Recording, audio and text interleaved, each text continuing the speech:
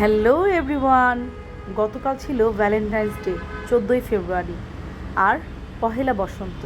শুভ বসন্ত শুভেচ্ছা সবাইকে।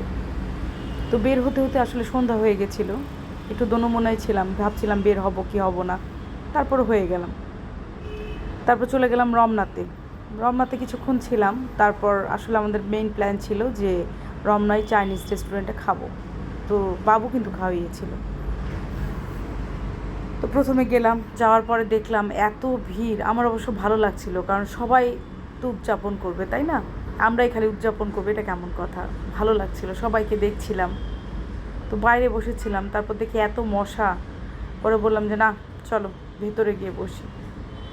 তো যাই হোক, ভিড়ের কারণে খাবার সার্ভ করতেও অনেক দেরি হচ্ছিল। এদিকে আমরা গল্পগুজব করছিলাম, বেশ আনন্দে মেতেছিলাম। ভালোই দিনটা কেটেছে, সবারই তো ভালো কেটেছে, কি বলেন? কমেন্টে জানাবেন। তো থাই স্যুপটা ছিল মোটামুটি, আসলে এত ভিড় না, ওরা দিয়ে সামলাতে পারছিল না।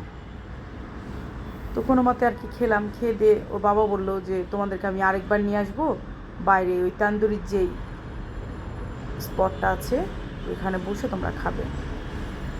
তারপর আমরা মেন ডিশে চলে গেলাম, খেলাম। বাবু বললো যে খাবার এভারেস্ট ছিল, তো আসলে বাবুই খাওয়াতে নিয়ে গেছিলো। বললো যে চলো, যে আজকে আমি তোমাদেরকে ট্রিট দিই। ব্যাস, সন্ধ্যাটা বেশ ভালোই কেটে গেল। তারপর তো একটু আইসক্রিম না হলে হয় না। সে খেলো কোন, আমি খেলাম চকবার। এই চকবার নিয়েও কত স্মৃতি ছোটোবেলার, কৈশোরকালের।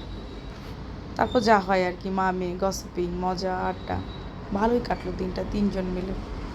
ধন্যবাদ সবাইকে। ভিডিওটা ভালো লাগলে লাইক কমেন্ট শেয়ার করে পাশে থাকবেন।